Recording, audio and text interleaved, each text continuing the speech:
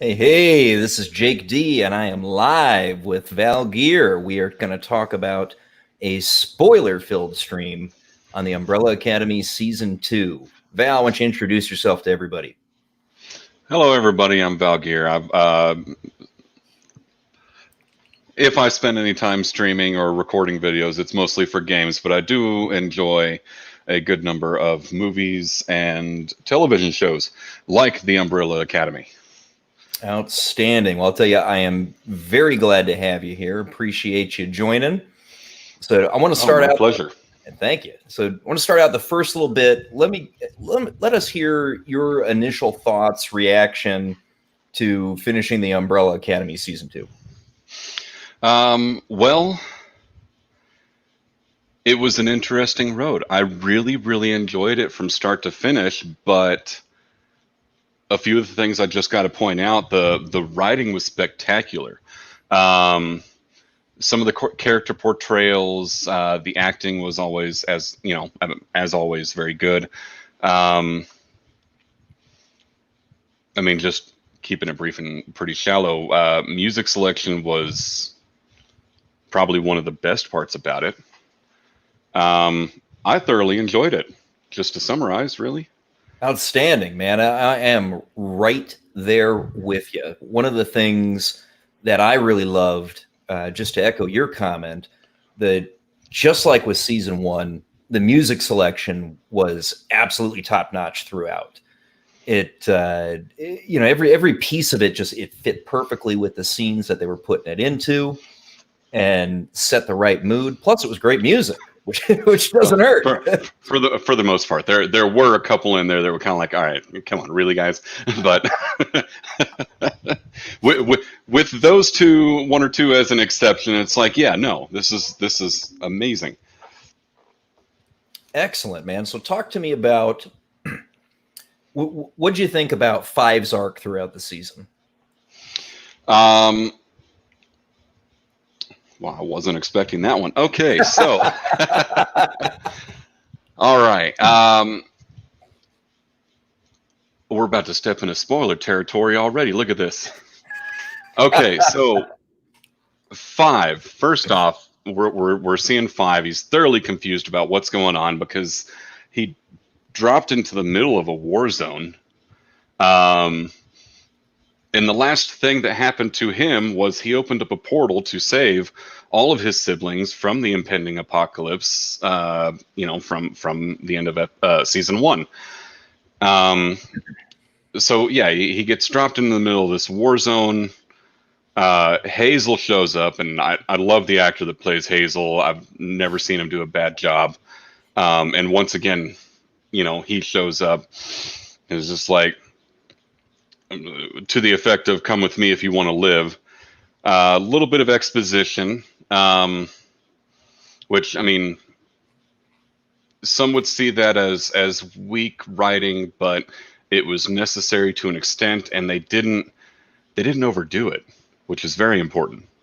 Yeah, no, absolutely, man. And it was, getting to see Hazel for me was an unexpected treat, right? I mean, we did get a brief glimpse of him in the trailer, and that was the first, even whisper that there was that he was going to be in there. And I mean, he was one of my favorite characters in Season 1. So even in just a little cameo, just enjoyed the hell out of that.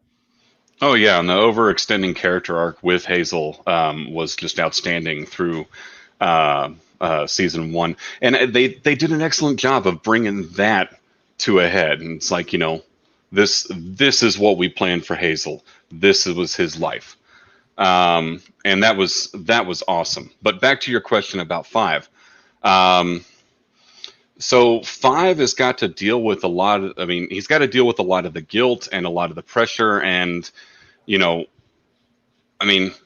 how old is he supposed to be? 50 something, right? 58. 58. 58-year-old man. And he feels as though he literally has the weight of the world on his shoulders for all of season 1, even though he's stuck in the body of a 10-year-old boy. Yeah. And then season 2, it's all starting over again. It's like, okay, so I tried to do this to save the world, and I immediately drop into the world ending again. You got to be thinking, as 5, what the hell is wrong with me? How did I screw this up this badly again? Yeah, and that's a good point, because this, what's all happening in season 2, it's the result of the close of season 1, right? And the introduction of Doomsday really was absolutely the fault of him bringing everybody back, and more specifically him himself, right? Right. And so having 5 really, to your point, being the guy who caused, once again, the end of the world, right? Right. And, if he doesn't gather everybody back together and get things moving, we may very well not reach the doomsday that Hazel showed him. Something else to note, what we kind of touched on there, a whole lot of causality paradox in the first season. The whole first season was a causality paradox. Yeah. So for somebody who doesn't know, what's a causality paradox? That's one of those fun ones. Okay, so a causality paradox would basically be, and it always has to do with time travel, but in order, trying to prevent something from occurring causes the thing to occur. So you go back in time to try to stop something, and the series of events that occur from you going back in time and the changes you've made force the thing to occur. It also kind of follows the law of unintended consequences, because obviously you were trying to stop the thing, but if we really look at it from a grand scheme of things, if 5 didn't go back in time or forward in time from his, now we're getting complicated. He came from old man 5 when he appeared in season 1 through the portal to try to prevent the apocalypse at the very beginning of season 1, set in motion the chain of events that were going to lead to the apocalypse. Yes. And then, or at least help to, because one could almost argue that the real inciting factor was Reginald Hargreaves offing himself to bring the kids back together. Sure. And then we're presented with a similar problem in season 2. Exactly. We're presented with the exact same problem. Almost, well, it's deja vu all over again. Right. Right. So, all of the siblings appear back in the 60s, arriving at different points in time in the 60s, but all in the same alleyway. And, they go on to basically lead their own separate lives. And then 5 comes back, sees that, Doomsday is coming, goes back about a week and a half. What do you say, 10 days? Goes 10 back days. 10 days. And is going to try to prevent all of this by bringing the siblings back together, and the series of events that happens is what's going to bring it about in the first place. Yeah, yeah. It would, to me, that is good fun in the show. It gets us thinking about things like this, and what if this, what if that, what if he's done something slightly different, right? All this could change, which is one of the fun parts about these time travel shows, like what we're seeing here. Oh, yeah. And it's one of the things that I think keeps the viewer interested, keeps people going, and being a part of what we're watching. Most definitely. Most Yeah. definitely. So Go ahead. yeah, well, so let's talk about the fight scene in Doomsday. Oh, which one? There were there were. Are you talking about the Luther fight scenes, or are you talking about the one at the very beginning where you get to see everybody? The one in the very beginning where you get to see everybody. Okay, yes, and that is such an amazing scene. Okay, so um, you get to see all of the members of the Umbrella Academy, even Ben, and you get to see them express their powers a lot more than you have in season 1 or season 2, with the exception of Vanya. Vanya, you got to see her power pretty well in season 1. Um, but yeah, I mean, you've got Vanya basically uses an outward explosion of sound to destroy and knock back a tank shell that was fired at her. Klaus is going up against a small unit of guys and ends up calling up his own small unit of ghostly fellows, soldiers that just overwhelm him. It was almost like that scene from Lord of the Rings Oh with yeah, Aragorn. Remember yeah. that? When he brings in the Ghost Army to Yes. fulfill Yes. their vow, right? Hmm.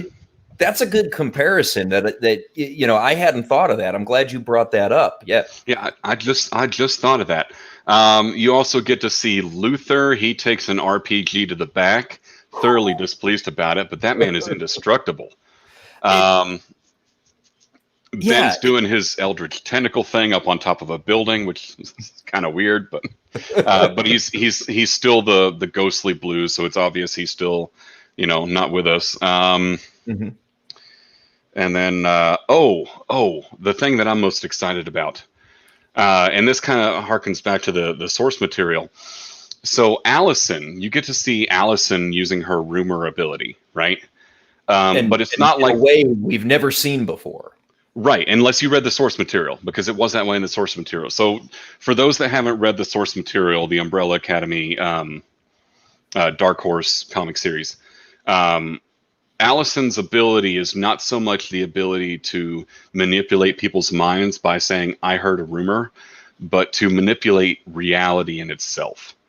Um, And so she can say, I heard a rumor, and then whatever she says, it becomes the reality, yeah, so including manufacturing things out of thin air. There was one of them in the comic series where like they were fighting a giant monument of Abe Lincoln, and she says, "I heard a rumor that you were assassinated," and a giant statue of John Wilkes Booth appears behind him and shoots him. Um, so yeah. that is more akin to the traditional what her powers were in the series in the comic book series, and you get to see some of that in that first fight scene when Allison is facing three guys and they've all got their guns pointed at her, and she says, "I heard a rumor that I blew your minds," and then their heads explode. It's very gratifying. Loved that scene, and it was oddly it was the most graphic in terms of violence or gore scene in the entire show, right? But I loved it. Because one of the things, I mean, while okay, she can sort of tell people to do stuff, and you see that a bunch of times throughout both seasons of the show, but that image of her actually using it to physically directly affect people, that was great. That was great. I loved it. It, So among all the siblings in that first fight, though, personal favorite, Diego, which of course we haven't gotten to yet. oh yeah, we haven't gotten to yet. So um, there was kind of an ongoing question for me in season 1. And as well as part of season 2, and I didn't watch it in 4K. And if you haven't watched it, which you should have because you're watching a spoiler stream right now, but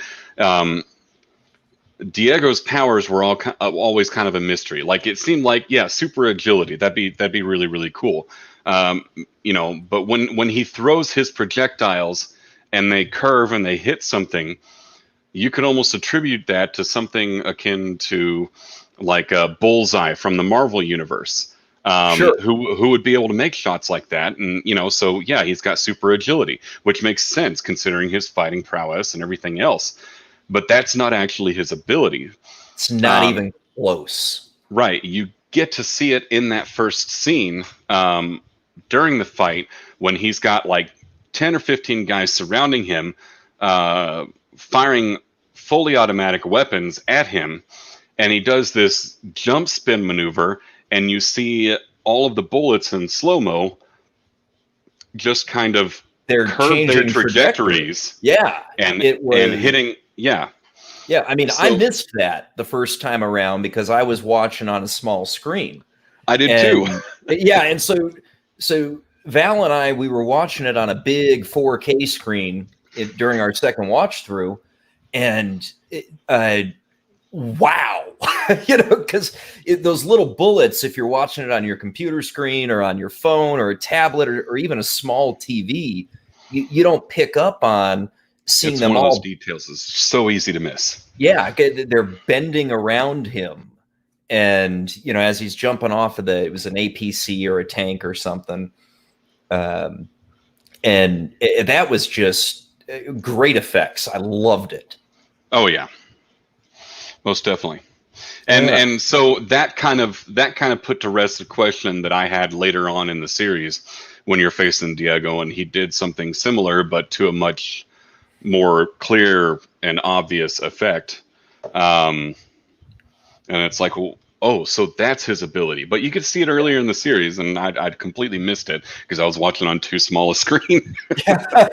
So yeah. I mean, seeing it on a larger screen, highly recommend it because there's little details like that we just miss, when it's on the smaller screens that unfortunately a lot of us use to watch our Netflix and things like that anymore. Oh, another detail that I missed that you didn't, we were talking about this earlier, was the newspaper that 5 picks up. Yes. Yeah, the newspaper that 5 picks up that basically says Soviets invade USA, JFK declares war on Russia. I completely missed that because I couldn't make it out, and it didn't click to me like, hey, maybe I should actually try to read what this says. But that turns into a kind of important point. Oh, you bet it does. And it reverberates throughout the rest of the season, right?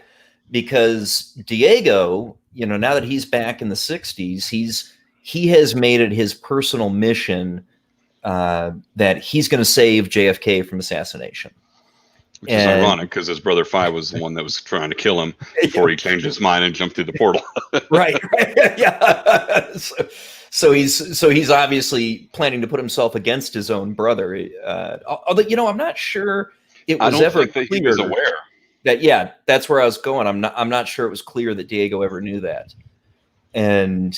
But so as we're going through that, I picked up on the paper because in the first season, again, 5 had a newspaper that gave him some important information in order to figure out what the hell he's supposed to do.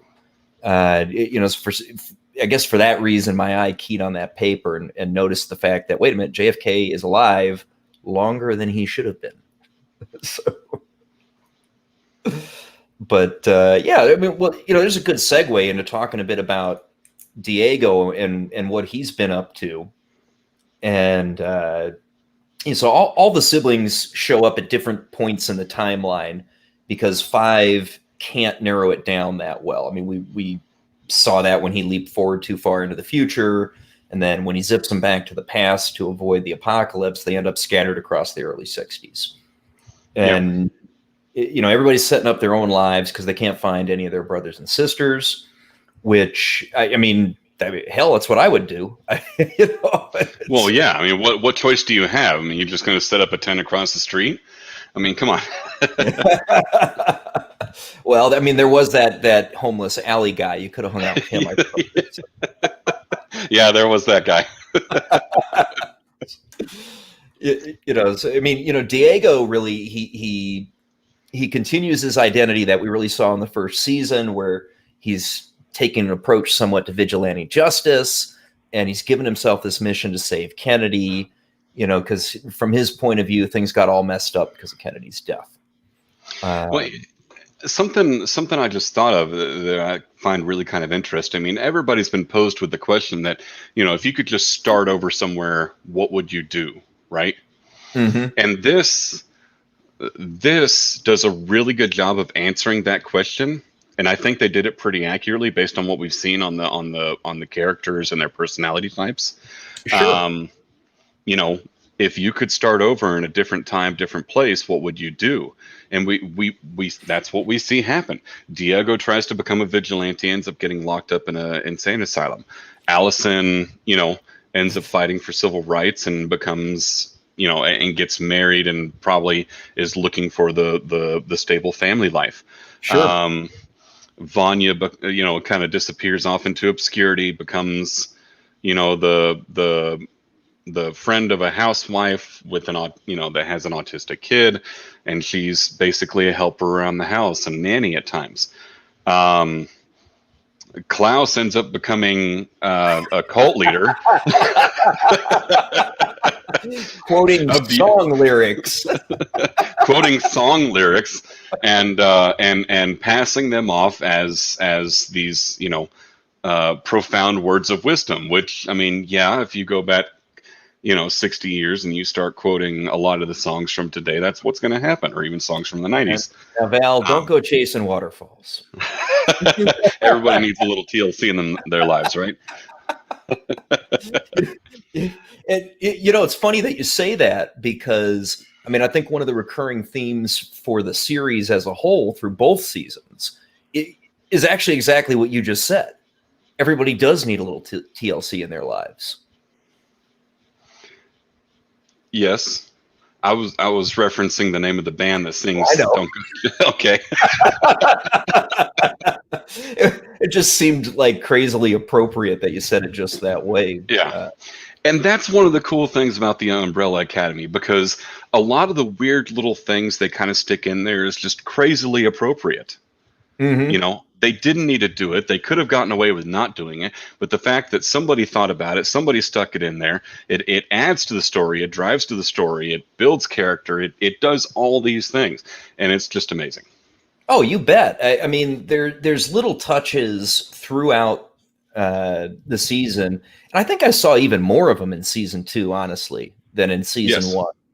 Yes. Where the little touches, the little additions, small things here and there that show a great level of care about the product, right? It's the writers, the producers, the directors, they're invested in this show, and that really shows through, I think, and it shines and is one of the reasons why I love this show so much. Well, I think they had, with season 2, they probably had a lot more time to pursue those paths than they did in season 1, because in season 1 they have to set up the premise and get all the fans involved and get them all invested. Sure. With season 2, they're invested. Now we're going to take them on an even longer journey. Yeah, absolutely. An even more in-depth journey. And it's, they do a great job, because we know all the characters now, and they take them deeper, and we get to know them better. One of the things that I was worried about going into season 2, based on the trailer that we saw, is, there were things that, if you're somebody that doesn't like woke entertainment, there were some things here that were potential red flags. Oh yeah, absolutely. Allison being a civil rights activist, I mean, that had a lot of potential to go way out there. But they didn't. They kept it very respectful and very time appropriate. They focused on, how did the civil rights protests in the 60s, how were they done?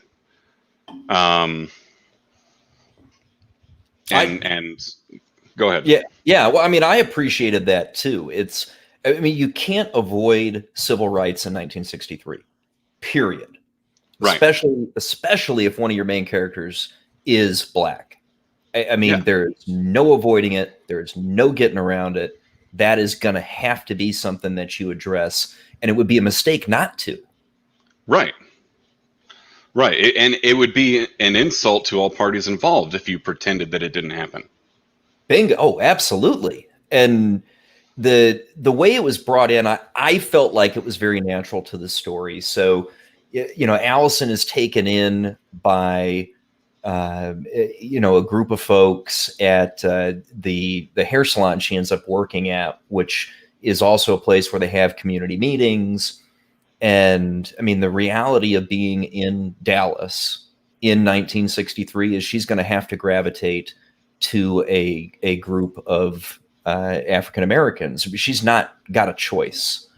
That is the only place she'll be accepted, and she finds that acceptance. And not only that, but she ends up finding love. Right. Yeah. And her and her husband become active in that local civil rights movement, which I thought was very true to the character for Allison. It didn't feel like something out of who she was. She was used to being in the spotlight. She was used to being in front of people. So becoming a part of something like that, it was very believable for me. Yes. And she always seemed to be the person that wanted to try to take the moral high ground when possible. Absolutely. I mean, and this fit in with that perfectly. Yeah, bingo. And the restraint that her and her fellow activists showed, I thought was really admirable. And especially on her part, considering her powers. Yeah, you bet. I mean, how easy would it have been to walk into one of those racist places back then and just sit there and say, I heard a rumor you're going to serve me anyway. And that be that. We did see that once. So, right. I mean, we did, right? To an extent, yes. She's showing off her powers to her husband, who didn't believe that she had them, until they walk into the suit shop, and she's like, "You're going to let my husband? I heard a rumor you're going to let my husband try on every suit in the shop." And so they basically, I mean, it's the old fashioned suit maker tailor type of thing. Where everybody's doing the measurements and they're giving them a full treatment, and then they basically do the same thing with her next door in the dress shop, and then they walk into the racist diner, where they had the sit-in, same place. Yeah, where they had the sit-in and where everything went to hell, and then they're told to leave. Then we see why she doesn't use her power very much. Well, it's like a drug. You saw the look that came over her face. It was when you have that much power over people, you can't just turn it off. It almost becomes a natural thing. And you got to see that in season 1. Yes. All the stuff she was regretting, every accomplishment she made as an actress through her career, it was all tainted. Even her marriage was tainted. One of the last things they said in that little bit where she's driving and she's got her inner monologue going back through all the times she rumored people. One of the last ones was, "I heard a rumor that you loved me." Yes. Yeah. And I mean, it's an inner demon for her, right? It's because I mean, try to put yourself in that same situation. If you could do that kind of thing, would you really not abuse that? And I can't honestly say that I wouldn't abuse it. No. Yeah. Right. I mean, even if it was for little stuff, right? I don't think many people out there would be capable of not abusing it. And to Allison's great credit to her character, she goes cold turkey off of it for great extended periods of time. Yes. And it helps a lot when you can't speak, but yes. Well, okay. Well, that's fair. But even once she got her power to speak back, she hadn't used it at all in the 60s whatsoever. Right. I mean, until her husband was threatened by the police, of course. Twice, Right? yeah. Yes, that's the first time we get to see her bring that back out, and it's God, that'd be it's. I mean, to an extent, it can become her addiction, right? Right.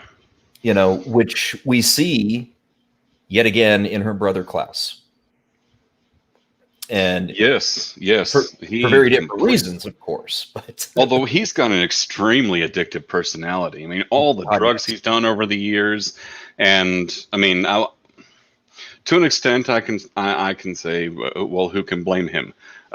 Because when you're basically Haley Joel Osment from The Sixth Sense, as that's got to be a terrifying freaking thing to go through your whole life. You know, especially when your dad locks him in a mausoleum. Come on. No wonder the guy's disturbed. I don't even want to think about what that would do to me if I was a 13-year-old kid.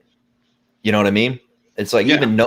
even knowing what it is, how do you not panic, and how does that not mess with you? Right. Exactly. So, and then of course, he finds out later that the only way to keep those spirits away from him is of course to be high, to be drunk, whatever it is. Right. So it's no wonder And he goes down the addiction road. yeah. So I mean, that's most people that are going down that road. They're just looking for the escape, but the escape is twofold for him. Yeah, it's almost a foregone conclusion from the start. Yeah, yeah. It would have been a miracle if he wasn't. In Yeah. some ways, right? It's kind of a miracle he manages to sober himself up as many times as he does for as long as he does. I mean, at the beginning of season 2, he's on what, 3 years of sobriety? That's what he said. Yeah. I mean, that's a big deal. Yeah, yeah, and I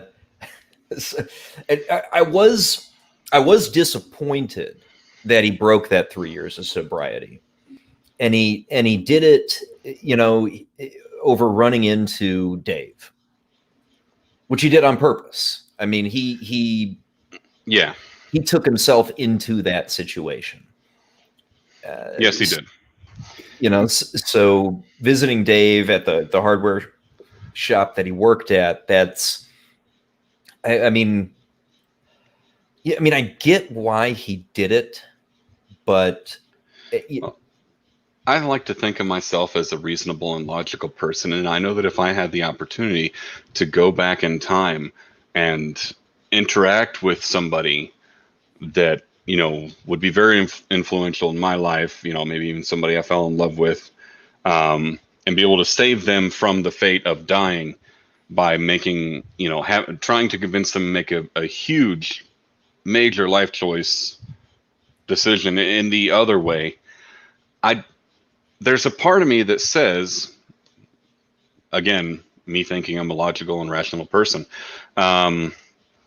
there's no way in hell I would reach out to that person because you don't know what it's going to do to the timeline. But Klaus isn't necessarily a logical and rational person. That's fair. I give you that all day long. He's in some ways he's anything but, right? And I mean, part of my other disappointment though with Klaus in season 2, other than the regression into the addiction again, was he was used again as kind of the comedic relief in many ways and the lighthearted piece within the group, which I mean, I understand his purpose in that as far as the writing is concerned. The trouble with it though is in order to keep him that way, they almost couldn't let his character develop. Right, and that would have been a huge no-go area. But I think they did a good enough job with the other characters and the certain situations that they were put in and how they responded to them, that they were able to keep a certain amount of levity in the series without making Klaus the butt of all the jokes. Yeah. No, like the Oga for Oga, eye for eye. Yes. Yes. That Yes. that was excellent. Had nothing to do with Klaus. It was excellent. Oh yeah. It was. It, so, there's a scene in episode 7 where after the Swedes came in and in retribution for having one of their members killed, they come in and oh gosh, I'm blanking. The guy who was hosting him in his building, Elliot. Val, Elliot, yeah. So they come Elliot, in, yeah. the So theorist, the conspiracy theorist. yeah, so they come in and they kill the conspiracy theorist rather brutally with his father's dental instruments, and they leave that Oga for Oga, written in blood on the floor. And it was Diego and Luther, right? That can't Yeah, it figure was out what it Diego means. and Luther. And they pull out the white pages and they look up an Olga for Olga, and they call her up on the phone. And Diego's like, let me handle this. And he starts issuing death threats over the phone about, we're coming for you. I'm going to kill you for what you did to our friend. And then Five walks in and says, it's Oga for Oga. That means eye for an eye in Swedish, you idiots. And it was just, yes. Yep. That scene, I loved it. It was fun. It brought you a little bit of break from the seriousness of what's going on, because they're still trying to avoid doomsday at this point. Right. The nuclear annihilation of the entire world, mutually assured destruction, actually happening. For us old bastards who remember the 80s, that was a real thing. So, yeah, I promise you, Val, that was a real thing. I was in the 80s. Come on now. By a few months. All right now. That's like me saying I'm from the 70s, brother. I remember the 80s. I specifically remember certain events in the 80s, at least the ones I was alive for. Yeah. Anyway, back to what we were talking about, and something else I want to bring up with that scene. Five walking in and saying, "It means eye for an eye, you idiots," and that reminded me of something else. Sibling bickering is a constant thing in this whole series, first season and second season. And it's really good to see that. It is. I'm with you there, and it felt right. I think back to my brother and I, or even my sister and I less so, but my brother and I in particular. It was, a very, very love-hate relationship there when we were kids. There was, a lot of back and forth. And you or any of your siblings are going to be even more critical than anybody else would be on any of the flaws, but that's just because you're so close. But at the end of the day, you're all going to be there for each other. Yes. Because you're siblings. Yes. And there's a certain amount of just, at each other's throats, being siblings, but it always comes with that bonding, and it's really kind of an amazing thing to see. I believe every minute of it. There is nothing about what happens among the Hargreaves that does not feel genuine to me. Whether it be what's going on between Allison and Luther, whether it's Klaus and Diego, the group as a whole. Five that kind of had I'll be honest, the Allison and Luther thing, that kind of had a Flowers in the Attic feel to me when I first saw it, because it was Elaborate. Well, Flowers in the Attic is an older movie about these I can't remember all the specifics, but it basically ended up with the children being locked in the attic, and the oldest boy and the oldest girl end up forming a romantic relationship, which is completely taboo because they were biological siblings. Sure. Now, granted, the Hargreaves are all adopted siblings, but there is this. I can see the parallel. Yeah, there's this idea that grows in the mind as you are growing up with somebody in a sibling type relationship, that immediately builds a taboo wall around any kind of romanticism in that relationship. Absolutely. Yeah, I wouldn't disagree with you there. And I see the parallel that you're trying to draw. Yeah, so it was kind of tough for me to really be thoroughly convinced by the Alice and Luther relationship. And the only reason I think it might have worked in the least little bit is because of the obvious visual differences between Allison and Luther being different skin colors. They are very obviously, or, well, I mean, it's possible, but a lot less likely that they are biologically related and that they were adopted siblings, which may have helped to break down the taboo wall. Yeah, no, that's fair. And it, I mean, for me, it felt fine, right? Because, while they called each other brother and sister, they were raised in an almost military-like fashion, right? Not so much as a family, almost like a squad or regiment, whatever term you want to use, as opposed to, siblings per se, in the sense that we think about it, at least. Right. So let's talk about the 2 5s. Okay.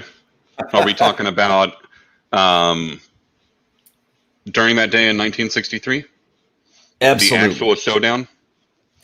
Well, and what's leading up to it, right? So, I mean, one of the things I was hoping for from this season was that we'd see Old Man 5. Got your wish, yeah. We definitely got my wish. Yeah, it was. I mean, we had a couple of episodes spanning where we're dealing with Old Man 5, and in direct contact with the 5 that we know and love. Who, I mean, I cannot say enough how great of an actor that kid is. There is never a moment where I do not believe that he is 58 years old. Oh yeah, no. The actor, who is it? Aiden.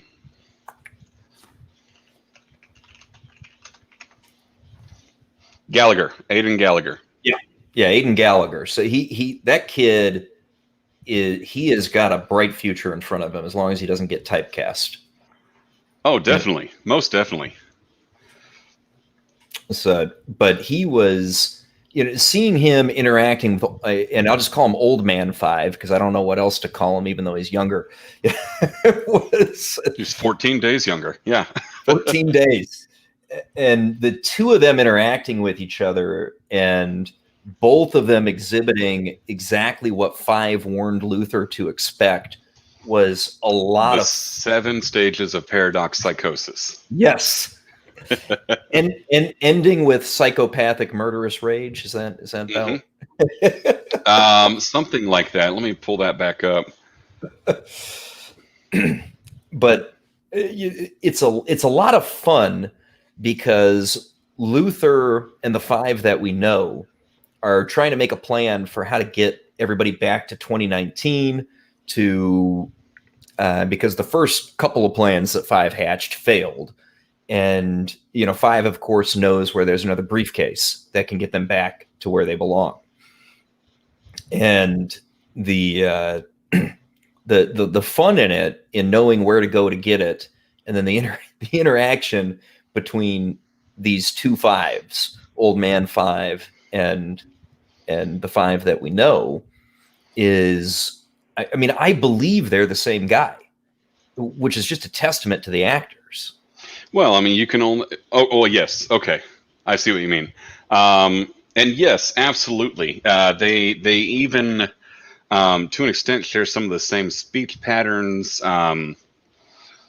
as well as mannerisms. It was very, very interesting to see. Yeah, and that's strong direction. That is strong direction right there. All right, do you want me to bring this up here, John? Yeah, bring it up. Right, so for those that are wondering, the 7 stages of what did I say? Paradox psychosis, denial, itching, extreme thirst and urination, excessive gas, acute paranoia, uncontrolled perspiration, and homicidal rage. You move your mouse. There you go. Oh yeah, sorry. Yeah. And and it's great fun. It's just great fun throughout this entire episode to see them go back and forth, with both of them showing, the growing signs. Yeah. and each of these actors understood how to do those things. And the strength of the direction in this episode is in that they both did it in really the same way, right? Which you'd expect because they're the same guy. Yeah. Well, I mean, it should have been synchronized because there's no reason to think it would affect one more than the other. So yeah. Yeah, and that that list was just outstanding, and it was they played off each other so well. I mean, ultimately they end up throwing Old Man 5 back through the portal, and of course, there's a question of whether he went through as an old man or whether he also regressed to 13 years old. We never get to see that, right? I mean, our 5 claimed he'd figured out the errors in the calculations, and that Old Man 5 should be able to go through unaffected. But I mean, heck, who knows, right? Right, and I think that was episode 8 where they actually did the back and forth, did 9. No, where they did the fight between 5 and Old 5. Oh yeah. Well, we had a bit in both episodes. The fight came down in episode 9, though, didn't it? No, it's right here. Oh yeah, no, you're right. It's episode 9. Yep. That's right, because the 7 stages was episode 8. Yes, numbers. Yeah, playing the numbers game.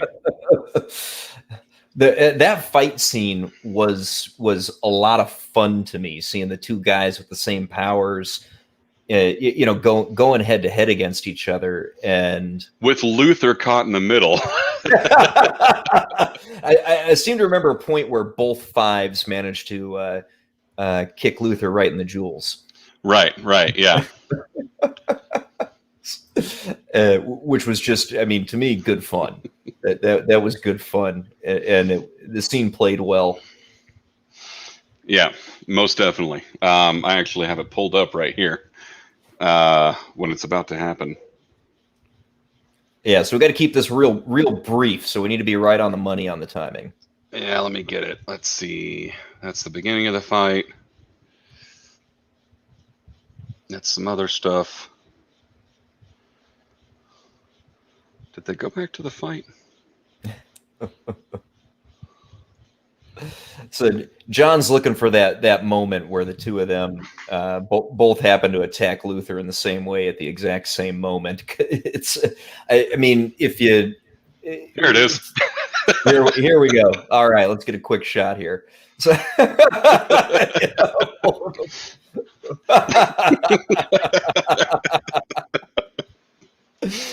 mean, that was just a fun scene, right? I mean, oh yeah. Again, emphasizing this is the same guy, right? Despite being two people in different bodies, it's the same guy doing the same thing and reacting in the same way. Well, what was fun is even how they started the fight. Is young 5 looks at old 5 and says, "Would you like to do the honors?" And the old 5's like, "No, go right ahead." And young 5 just decks them in the nuts. Luther's crouched over in pain, and then the 5s both simultaneously disappear and start just wailing on each other, or at least trying to. No, neither one of them can land a hit. Yeah, not of any significance, at least. Yeah. Yeah. So, but I mean, it's fun to see that they're still thinking so similarly. Oh yeah. That they both have this thought at the same time, and know that the other one has the thought, and just act upon it without even referencing what it is. Like, do you want to? No, you go ahead. Bam. Just well done. I mean, it was a fun scene. It was a clever scene, and it was one that for me, just like most of what we see, it's just good fun. It's good television. It's well put together, and I want to see more. Right. Yeah, definitely. So let's rewind a little bit and talk about Lila. Lila was the unknown. You could almost say that Lila was the star of season 2. The acting was phenomenal. Crazy British lady. So we meet Lila in the asylum where Diego is. And she just kind of seems like one of those, just one of those crazy kind of off the wall chicks. Yeah, she's. I mean, no hint that she's anything other than another nut in the nut house. Right. And so conspires with Diego, or tries to. He's trying to just kind of, ignore her and do his own thing, but she keeps kind of tagging along with him as he escapes from the asylum and moves on. And she kind of becomes like his sidekick almost. She's there. She's always helping him. And to her credit, they don't get out of there without her. I mean, he's not going to get out alone. If Lila was not with him, they don't escape the asylum. True. And this goes back to one of the other things we talked about with his arm being dislocated. He didn't know how to set it back himself, and she had to do that for him. Yes. Yeah. And that was after taking out the guard that Diego was about to try to take on, and just got decked and thrown to the ground. And yeah, so they escaped from the asylum, and it was because Lila was there to help him. She got to meet Five, got to meet Elliot. There was a bit of a romantic scene with her and Diego. Yeah. And really kind of a blossoming relationship there. It's good to see Diego bond with somebody after the loss of his love interest. Yes. Yep. Yeah. No, agree with you completely. And despite what we learn later about Lila, it becomes even more genuine to me once the reveal of Lila's, the first reveal and the second, I suppose, is out there in the open, right? Because we do get two distinct reveals on Lila's character. Definitely.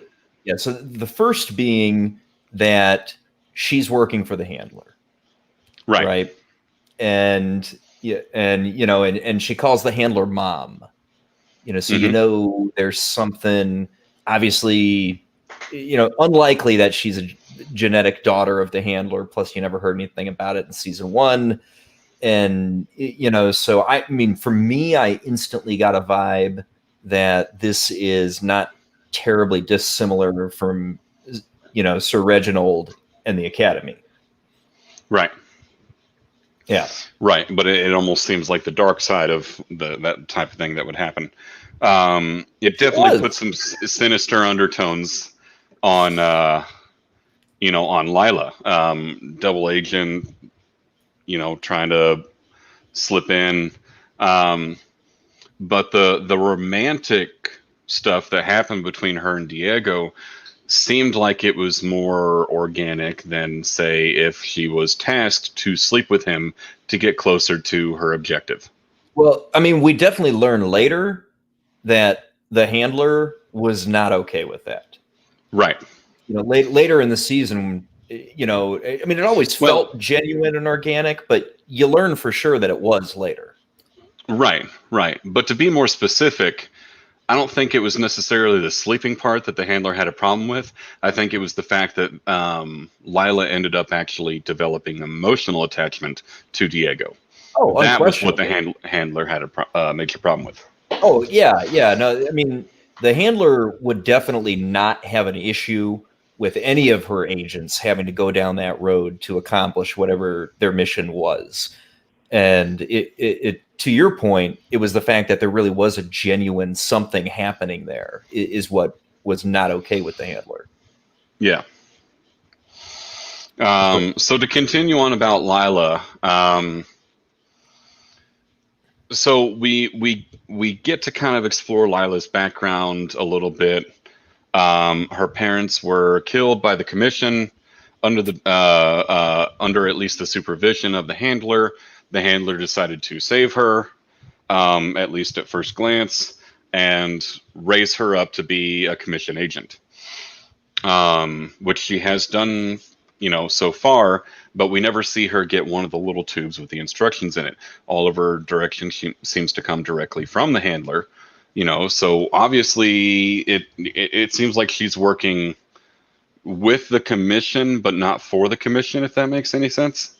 Well, sure. I mean, particularly as we find out that after getting demoted upon her return to the commission, the handler decides, she's had enough of taking orders and she's going to be in charge. So it's not terribly shocking that she's got, at least some people, Lila and others, who are loyal to her as opposed to the commission specifically. Right. And then comes the big reveal with Lila. I love this. Well, a couple of ones. First, we need to talk about the lead up. The lead up is Old Man 5 is the one that killed Lila's parents. Yes. Okay. Which is extremely important when it comes to driving the plot, because we need a reason for Lila to finally side with the handler against the family. And that's because the family's protecting 5, the murderer of her parents. Which was, according to paperwork, okayed by the goldfish known as A.J. Carmichael. Order 743, right? Order 743. That's right. There's a whole episode about Order 743. Or at least the title of the episode. And then comes the big reveal about Lila. And this was one of the greatest, in my opinion, it was one of the great reveals and one of the great scenes, where you've got, well, we kind of skipped over a part that was important, but I guess we can always come back to it. Step back. No problem. Well, no, it's following a different plot line, and we'll talk about it later. All right, so everybody's out at the farmhouse where Vanya's been living, right? Yes.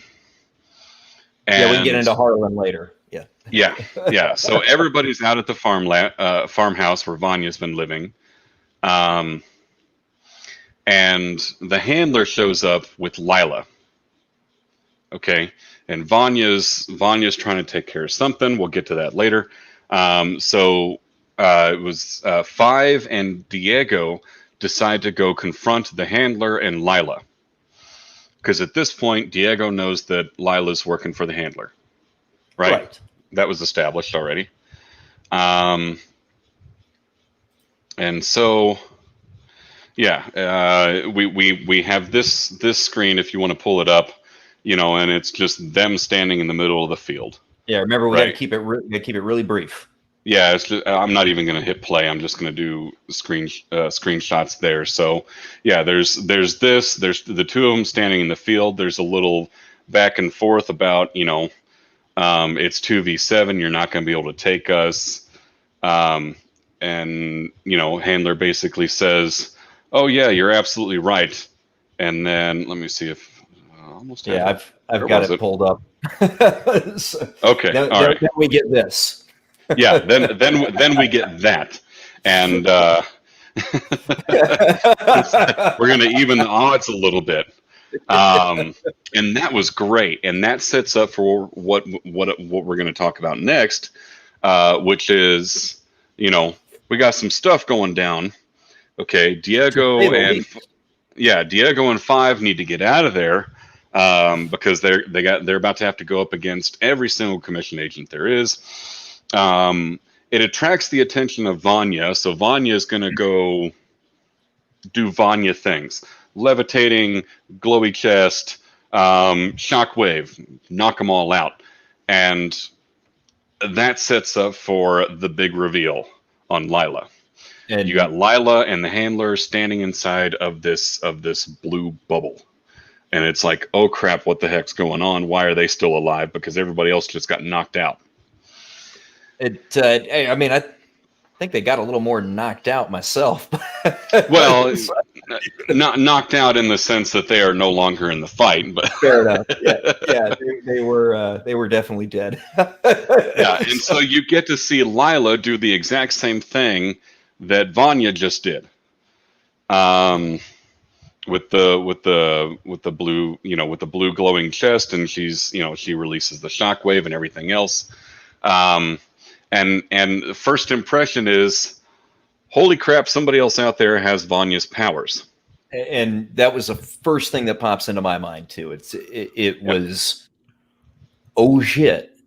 Yeah, because which is really, really scary, because if there were two Vanyas out there that were opposed to one another fighting, it would eventually escalate to both of them using their full power, and that would be the end of probably the solar system. Easily. Yeah. Right. I mean, the two of and so you get this instant almost panic or oh shit moment when you've got another Vanya on the field, which is a really big deal. I mean, right. Vanya's got herself under control. Certainly by this point in season 2, she seems to have extent, yes. She's pretty close to full control. Maybe not all the way, but I don't think she has good enough control to let herself use the full extent of her power. But I think she has enough control that she knows how to let it out in small increments. Fair enough. Yeah. No, I see where you're coming at there. It's just certainly leaps and bounds different than what she was in season 1. That's for damn sure. Definitely. And so Luther's inside the house, and 5 is inside the house, and the chimney's about to fall, and 5 pushes Luther out of the way, which is a physical impossibility, but we'll let that go. That's one of those minor sins we can forgive. Yeah. We'll just that's okay.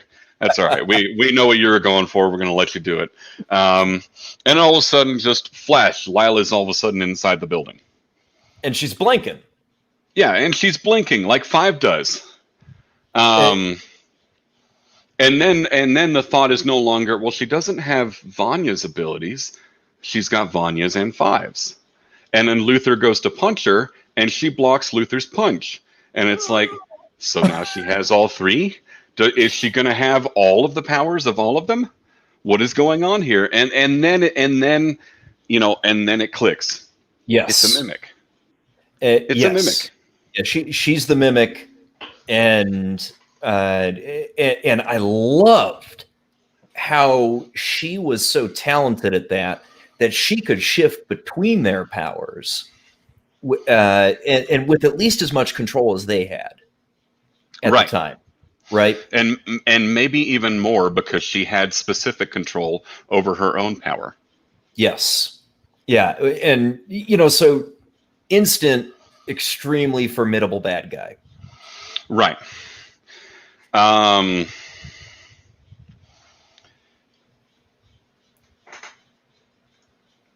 So excellently done with the mimic.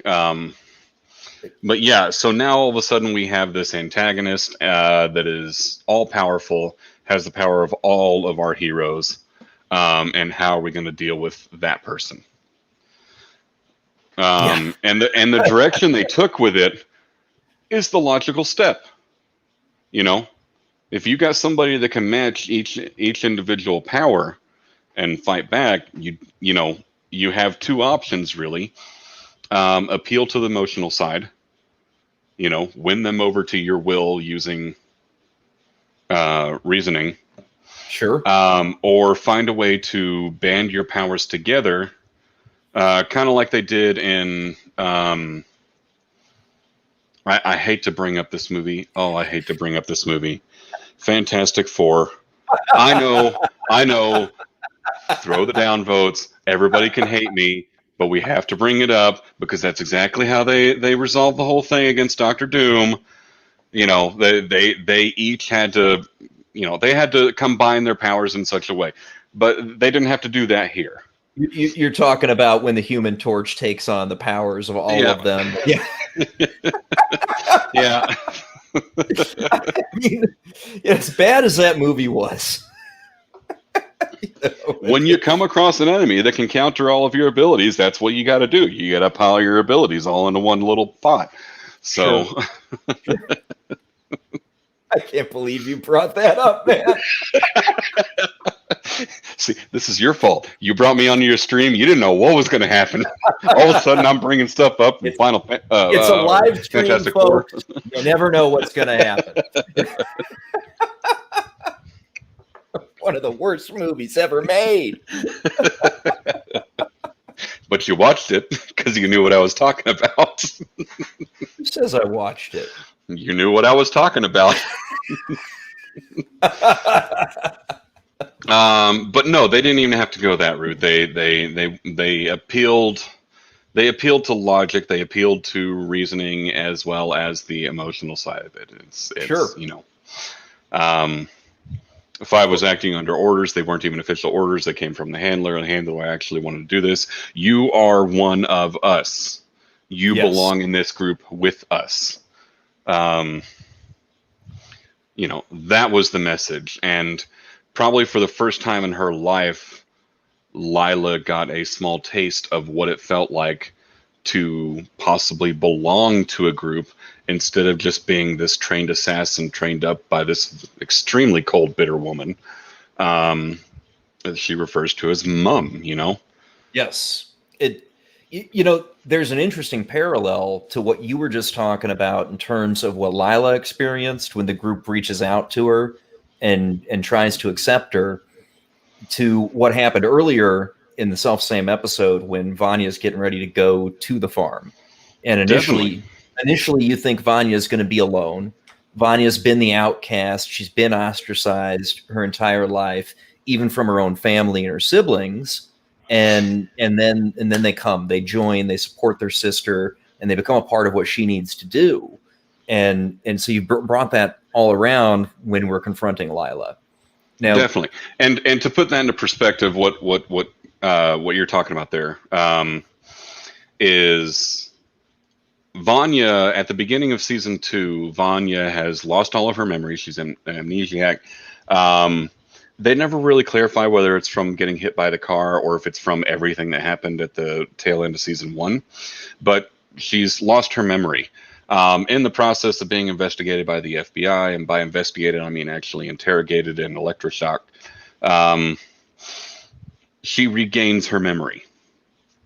Yes. And she remembers everything. And so after the Kennedy assassination, overarching plot is resolved, they still have something else they have to take care of. Vanya realizes that there's something going on at the farmhouse, and this is what gets them all out to the farmhouse. Vanya realizes there's something going on at the farmhouse. She needs to get there, and then she steps back and says, I need you guys.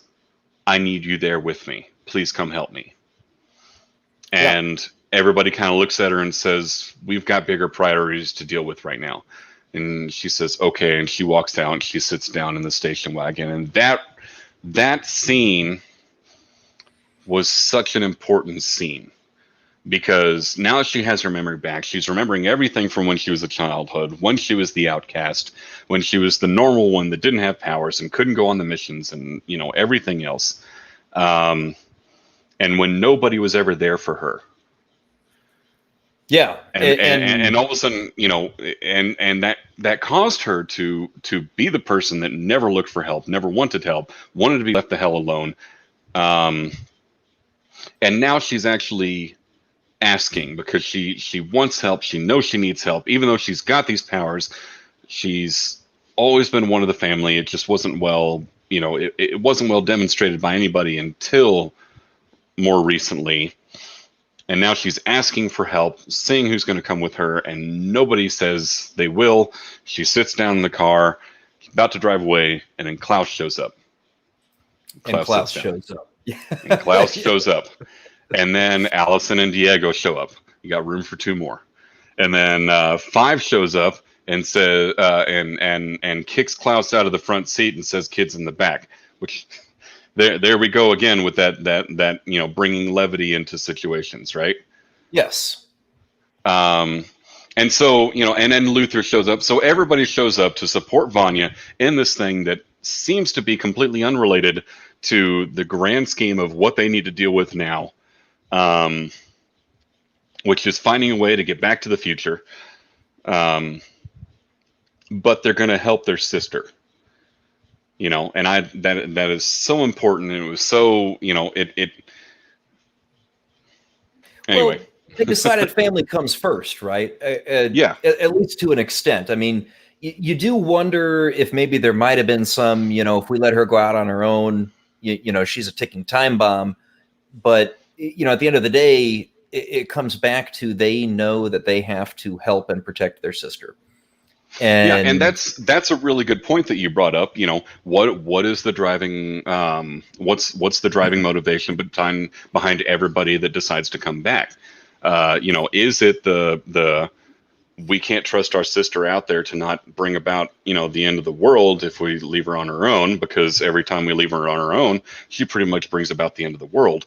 Or is it, this is our sister and we need to take care of her? But at the end of the day, I don't think it matters, because either way they were there. Yeah. Right. Yeah, absolutely. And there was probably a mixture of the motivations, right? I mean, Allison probably rolled, her and Klaus probably did it purely to support their sister. And I'm thinking that because we look back earlier in the season where the three of them are having the moment in Allison's hair salon, right? And that was a great one.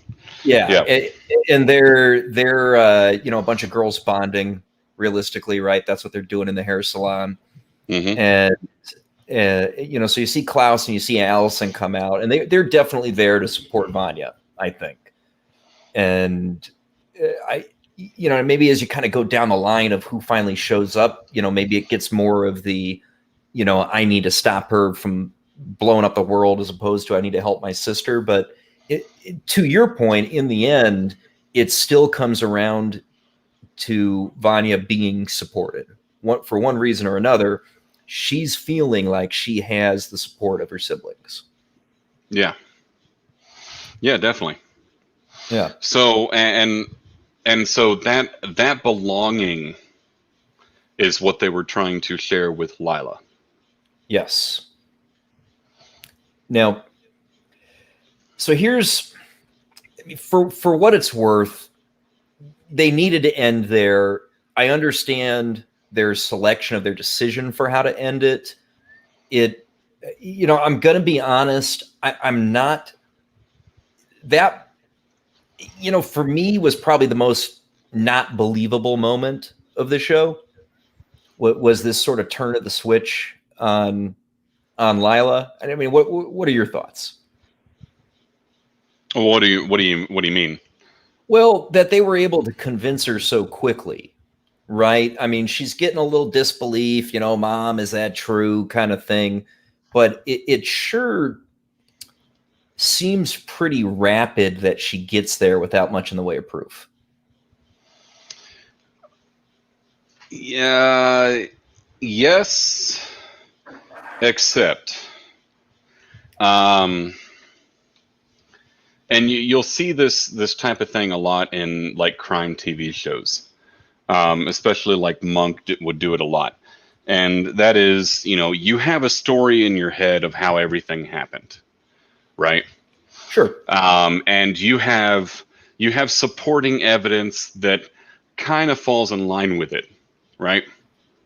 Yeah. And then somebody else comes in and introduces a whole new theory that follows a completely different line and storyline of thinking.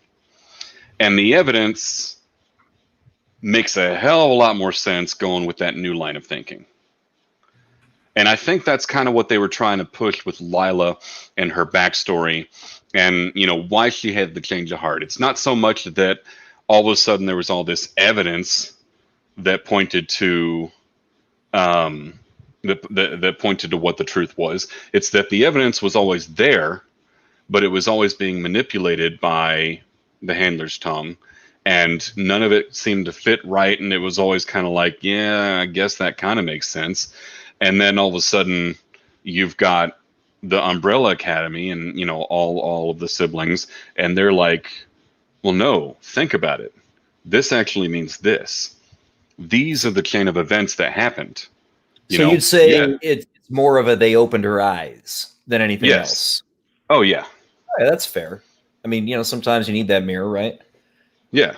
Well, I mean, in this particular instance, it's like, it just took taking a step back and somebody saying, hey, your mom is the manipulative, vindictive bitch. Why have you not noticed all this time?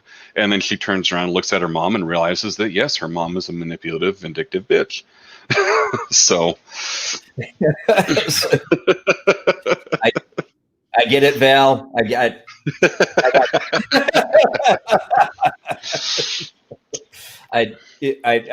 I see your point, and it's fair. I mean, I don't know. It's still just it felt a little contrived. I get the decision. I'm okay with what they did. It's just, I mean, granted, we're talking about a show with superheroes, but it was the one that was maybe the hardest for me to get there to be fully on board with. That I'm not saying that it was bad. Okay, so don't misunderstand. Maybe it could have been a little more elegant. Maybe they could have planted a few more seeds along the way. I mean, Diego definitely had opportunity to because Diego's familiar with who the handler is, presumably. So it seems like he should have had some opportunity to perhaps plant an idea that this isn't a woman you want to trust. Well, he barely had an idea for who the handler was, because, I mean, how much did 5 really reveal about the commission and how everything operates? Okay, no, that's a fair observation. That's fair. I mean, you could have still used Diego to plant some doubt along the way, though. I think, which would have made that conclusion feel a little better to me.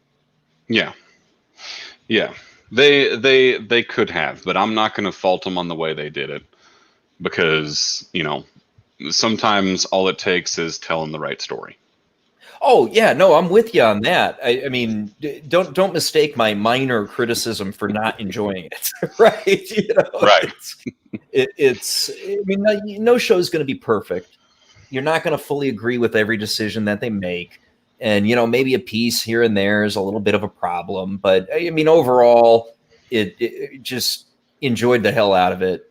I'm not arguing with the ending. I just feel like maybe they could have done a little bit more to earn it. Yeah, and I'll agree there. On the flip side, they were running out of time. Not like season 8 Game of Thrones running out of time, but they were running out of time, because at this point we're in the last quarter of the last episode, and they were keeping it to a set number of episodes and a set length. Sure.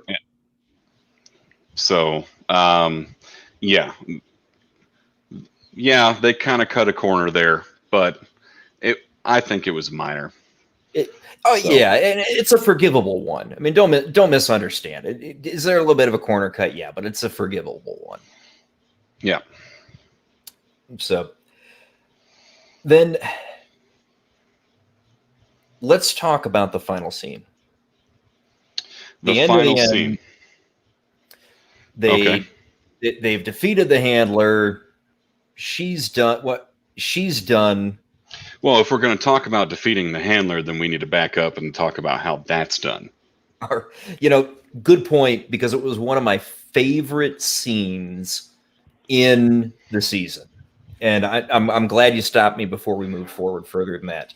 Yeah. So there's a little bit of setup that we need to do before we talk about specifically how they defeat the handler. Right. So at one point, all of the kids or all of the siblings have a dinner meet with young Hargreaves. Younger. Well, okay, yes. 1963 Reginald Hargreaves, where they meet him for dinner. They all kind of show off their powers a little bit, except Klaus, who just kind of spazzes and says, "I'm Ben," and falls on the floor. But he was. Well, yes, he was. he was, but from the outside perspective, we didn't. I mean, we knew that Yeah. Ben was there. Nobody else did. Yes. Because Klaus keep. But anyway, so they all have a little bit of back and forth. Some egos get bruised. Reginald basically tells them all to fuck off, right?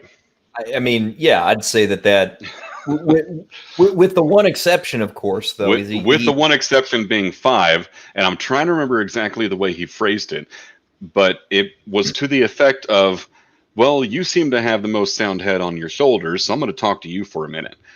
Yeah. Join me up here for a drink. And Five, of course, tells him that's because he's the oldest. Yes. which is a useful technique that they use throughout the season, and right, because he tells Hargreaves he's the oldest. Obviously, he still looks like he's a 13-year-old boy, and so and right. then the discussion about time travel starts between the two of them. Yeah. So recognizing that Reginald Hargreaves probably has some sort of experience in it, Five asks him, "What do you know about time travel?" Reginald says, "In theory," and Five says, "No, in practice." And so Five starts talking about all the trouble that he's had trying to time travel using his own abilities. And Reginald says that how was it worded? I mean, your appetite is bigger than your power. Yeah. Your appetite is greater than your ability, I think was the wording. That was it. That's it. And he says, so what you need to do is you need to start small. Just a few seconds. A few seconds at a time. Yeah. And then move on. Don't try to start with decades. Do it a few seconds at a time. And then gradually build up. Baby steps. It's great advice for anything that you're trying to learn. And it's that almost speaks to Five's personality, because he's the one that wants to run before he can crawl. Absolutely. He always has been, and that was even evident in season 1. And here it is again. Old man Reginald is telling Five, "Look, boy, you need to do it this way. You need to follow the same learning curve that everybody else, or at least the same learning path that everybody else follows. And you need to take baby steps with this. You start with a few seconds. Once you get a few seconds down, then you do a few minutes." And so that takes us back to the scene at the very end. So yes. The siblings are standing around. They're kind of, they basically just push Lila over the edge of, you know what? I'm not going to fight all of them. And then the handler walks in with was it a Tommy gun? Was it a Tommy? Yeah, I think so. A lot of the commission has Tommy guns. I mean, without going back and rewatching it again, that's what the memory's saying. Yeah. Well, either way, fully automatic, some sort of fully automatic weapon. And basically just does a sweep of the room with the fully automatic and takes everybody down. Including Lila and Luther, which we talked about before. Yeah, we'll get into this a little bit later, but the fact that she was able to shoot Luther down, in contrast to what happens to him in the first episode of the season, that's something I want to talk about, but we'll get to that later. Yeah. So, everybody's dead.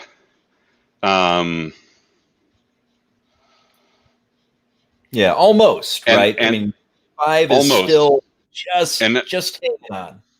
Yeah, so the last Swede shows up, and I'm trying to remember exactly what happens there, but it's inconsequential, because Five is thinking, he's remembering back to that conversation with Hargreaves, seconds at a time. Seconds can mean the difference between life and death, which was something else that was said at the bar there. So Five starts to rewind time, and this is such a cool scene. 5 starts to rewind time on everything that's happening, and you can see it all happening in reverse. But while the entire scene is happening in reverse, he's moving across space. Yeah, 5 gets up and starts running across the room and stands just on the inside of the door where the handler shows up and mows everybody down. And one of the key things that I liked about this, Val, is it's a completely new evolution of how 5 can use his power. Because it wasn't a jump or a blink. It was a controlled move. Right. It was very deliberate, very controlled, and didn't involve the spasmodic teleportation that we always see 5 use. And I mean, that almost speaks to the maturity behind it. Yes. He's finally done it, right? I mean, he's finally taken a step that Hargreaves was trying to get him to take 45 years ago. Right. You know, he's finally done it. So the handler comes in, immediately gets disarmed by 5, who's standing right on the other side of the door. And everybody lives. The Swede shows up, and except the handler. Except the handler, who gets taken out by the Swede. What did you think of the Swedes? You know, the Swedes, they were that. That's a good question. Well, because it's hard to express what I think about them or how I feel about the Swedes, right? There's one level of me where I hear some other people who comment on culture talking about how the only bad guys are going to be able to be 6 foot tall blonde guys in gray jumpsuits. And ironically, that does somewhat describe the Swedes. Well, except for the one in the milkman costume. Well, or the milkman getup. Yeah. But yeah. Right. You know, so there's a concern among those, in particular, people who are a little worried about woke culture invading everything, that the only bad guy you're ever going to have is somebody who looks just like the Swedes. Right. So you get a little, like some comments that I was hearing on that and other people's videos, you know, almost really prescient about the introduction of the Swedes and how they look and who they are. They're practically. Well, before you move on from that, I mean, yeah, the 6 foot tall Anglo, you know, blonde and blue, that is an ongoing trend. But I think I could be wrong, but I'm pretty sure this is the first time I've actually seen Swedish be used as the nationality. I mean, we've seen the Germans, we've seen the Russians. Those are actually both Die Hard movies. It's not Christmas until Hans Gruber falls off Nakatomi Plaza. I'm just going to say that right now. Oh, but that was Alan Rickman.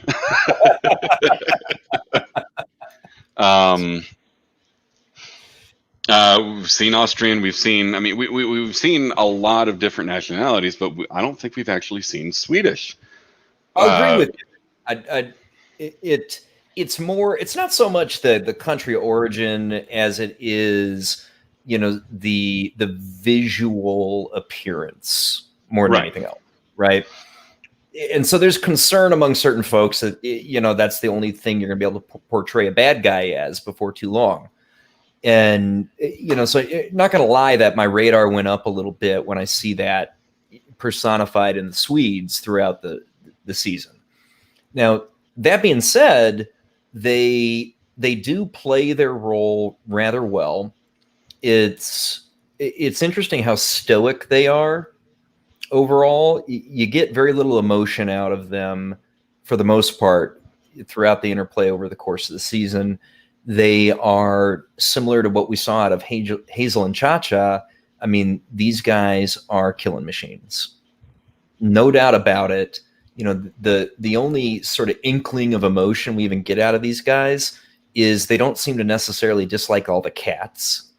And then, of course, when one of their brothers is killed, there's a desire for revenge.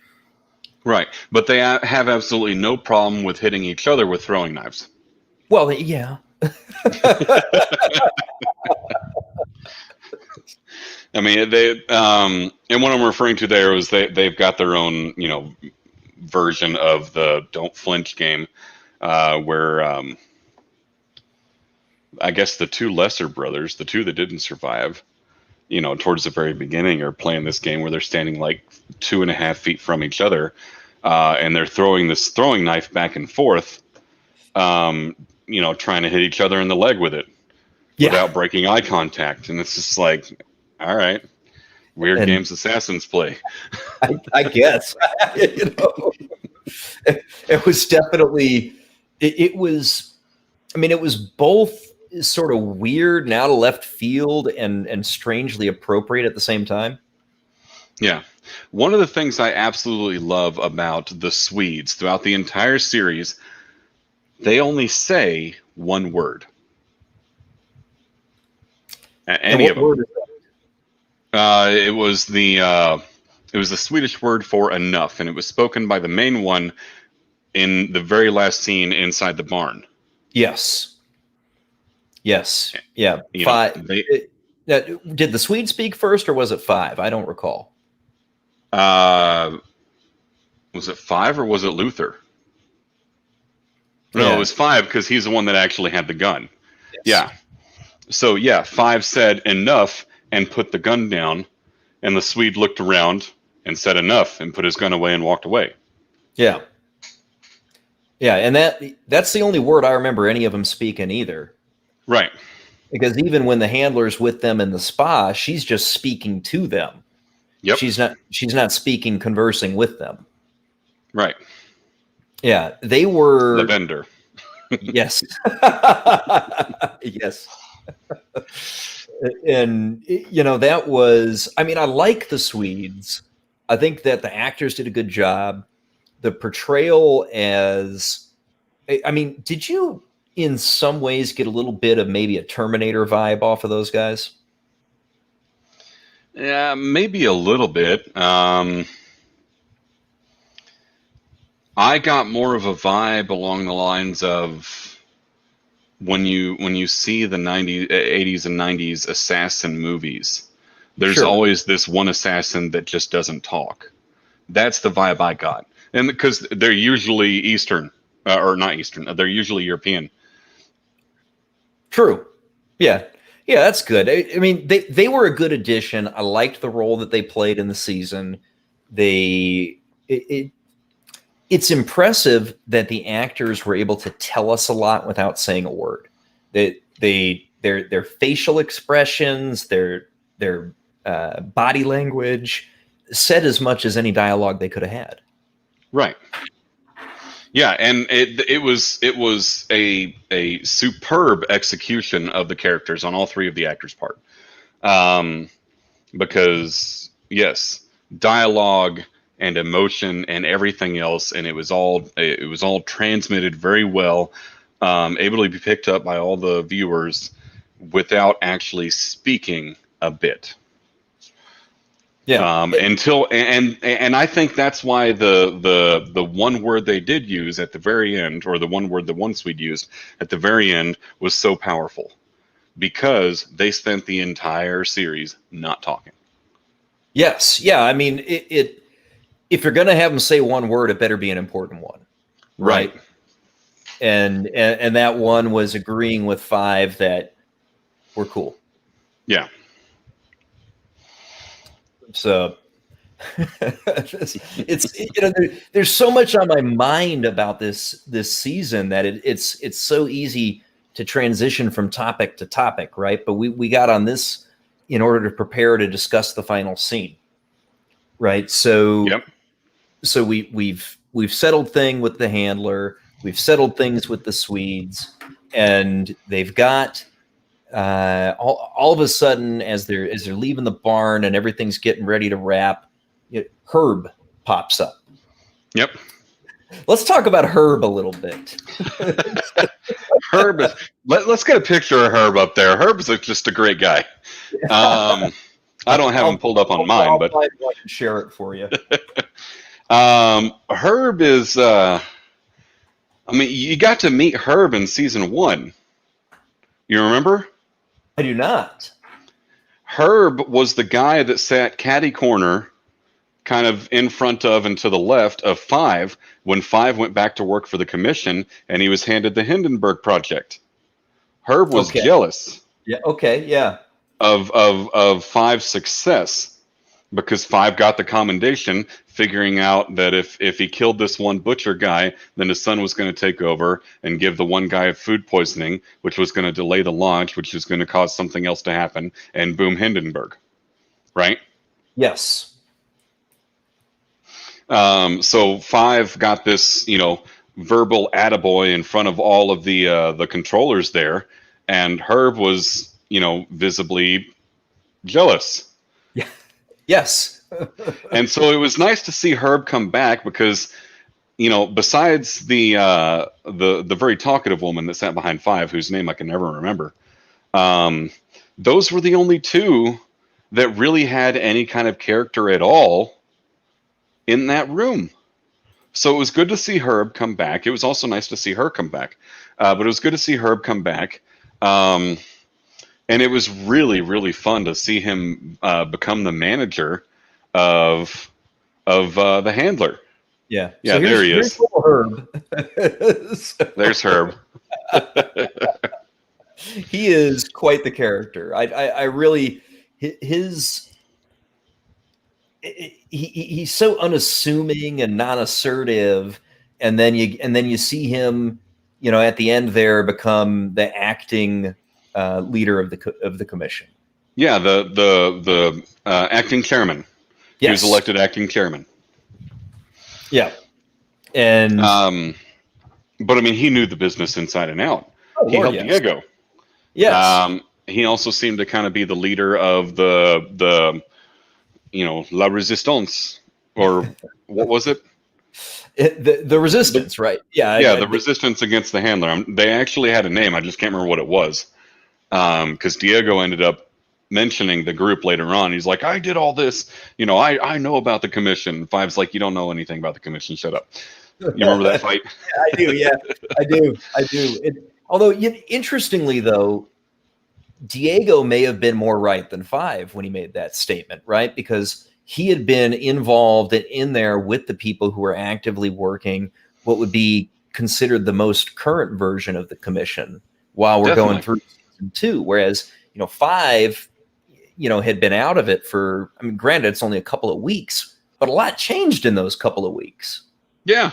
It was closer to 1 week, but yeah, a lot has changed in those couple of weeks. Well, a couple of weeks for Five, it was a lot longer than that for the commission. Oh, yeah, because it was 2 months for the handler. Yeah, we see it was 2-3 months for the handler.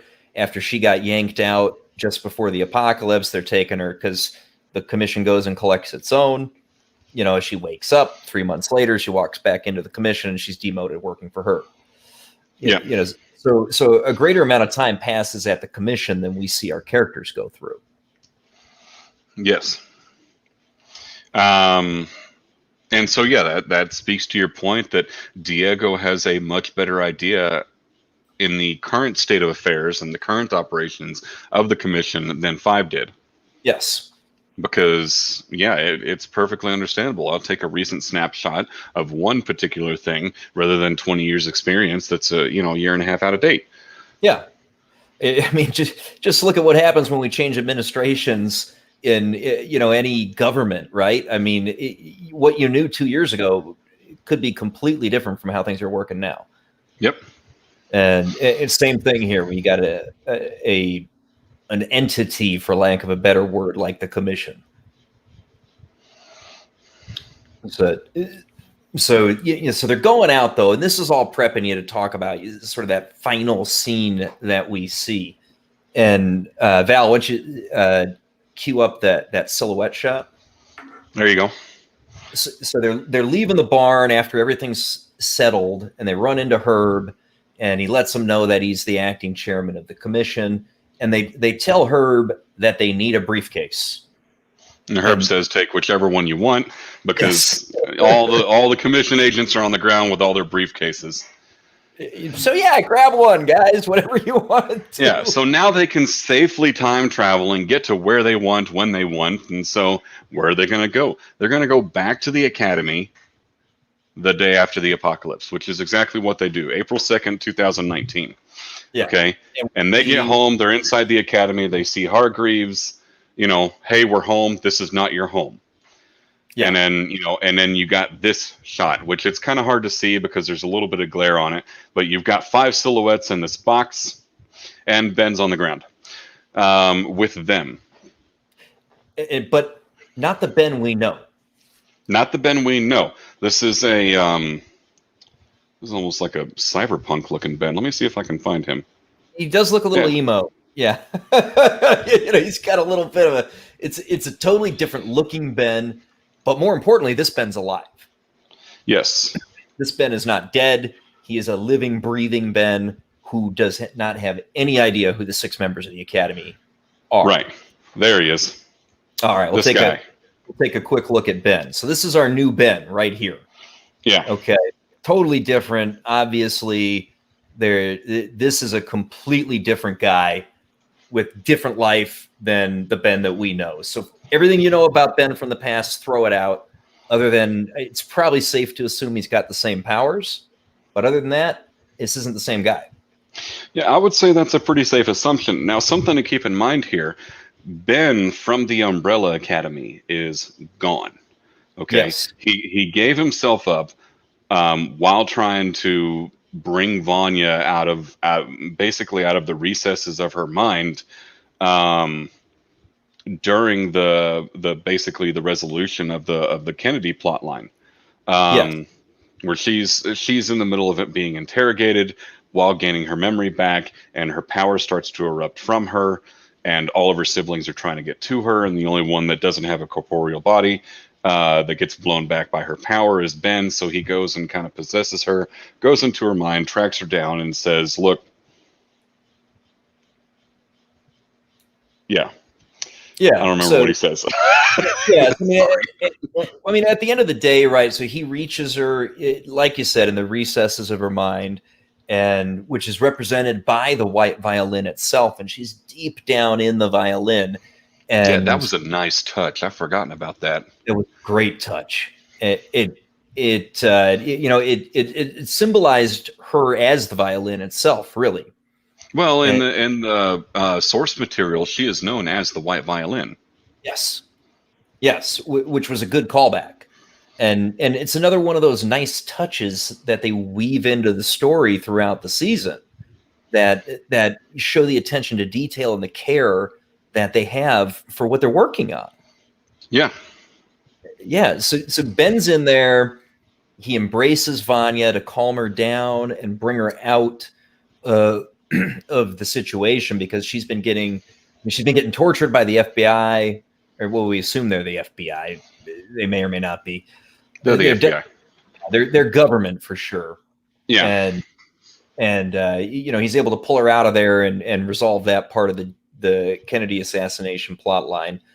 But the Ben that we see here at the end, this is not that same Ben because he's gone. He's sacrificed himself to pull Vanya off the brink. Right. So yeah, this new Ben is obviously looks very different, probably going to have along the same skill set, but he's not going to have any knowledge or history with any of the members of the Umbrella Academy. Yes. And Sir Reginald tells us, now he knows all of these members of the Umbrella Academy when they arrive. He even makes some comment to the effect of he wondered when they'd show up, right? Yeah. It took you long enough. Yes. Yeah. And he tells them that they tell him they're glad to be home or whatever, and he tells them it's not their home. He knows who they all are because of their meeting in 1963, and he knew they were from 2019, so of course he was expecting them. But he reveals that they're standing in the Sparrow Academy. Mm-hmm. And we get that image of the silhouettes on the balcony plus Ben below, which, I mean, to me, we're obviously seeing an alternate timeline, something of a parallel from where the Umbrella Academy came from, right? You've got 6 live members of the Sparrow Academy. How many live members do we have of the Umbrella Academy? Well, you'd have to kind of call into question the definition of alive. Because if you look at the silhouette, there are 5 people standing up on the balcony, and then there's a glowing green box. Now, if that glowing green box is at all some sort of entity that is a member of the team, then the Sparrow Academy has 7 members. Fair observation. I didn't get the impression that it was some type of living entity in the sense of a member of the Academy, you know, a sentient being with powers and things like that. I mean, hell, I don't know, right? I mean, it's my understanding there's a little bit of a reference to both that box and Sparrow in the Hotel Oblivion source material, but I haven't read it, so it you Right, know neither have I. I'm not well positioned to comment on that. But with the way it's presented on the balcony with the other 5, it makes me think that this is a member of the team. You know, Unfortunately, we're going to have to wait and find out on that, I think. yeah, that's true. That's true. But it's a fair point. I mean, to me, though, I see 6 members of the Sparrow Academy. I'll grant you we don't know what the box is, but I'm going with 6 people, right? Okay. So we got 6 people, just like we've got 6 people from the Umbrella Academy. So we've now got a team of 12. Unless they're at odds with each other. Which it could be. Yes. They could easily. From Hargreaves' point of view, these 6 people have stalked him in 1963. They're time travelers. The young one kept talking about time travel and kept talking about apocalypses.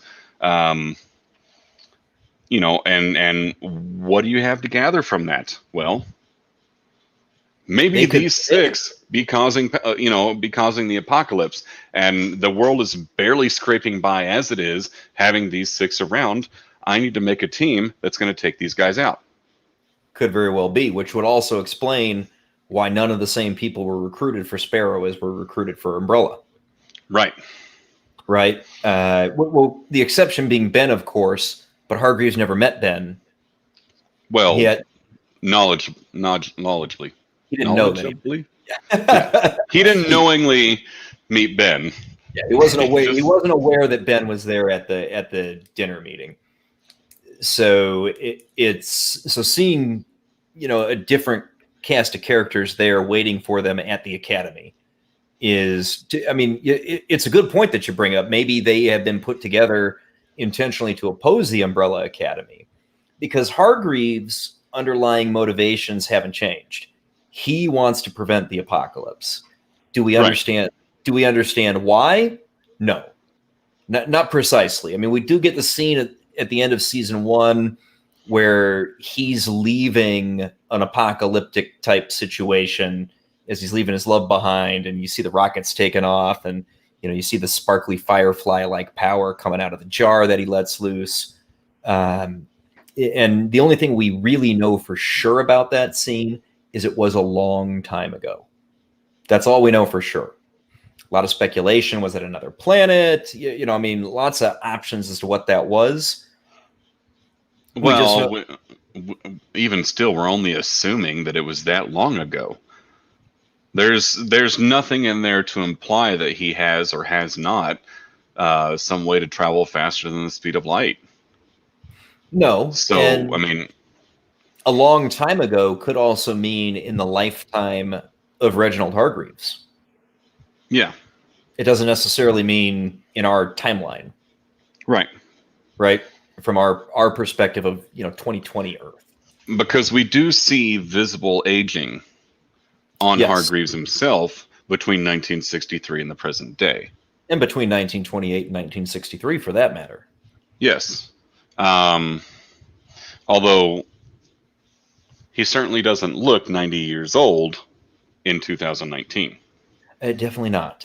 And he wasn't even, you know, a newborn then. He looked to be a man in his 20s. So he didn't look 110 years old. Yes. Right? I mean, what we know for sure about him is he is very old. Yes. Right? I mean, beyond that, we don't know a lot. We do get... And he's an alien. Well, yeah. Thank you. That is where I was going. That is where I was going. Right. So there's a small subplot relating to the Majestic 12 that runs through season 2, and we learn that Hargreaves is a part of the Majestic 12.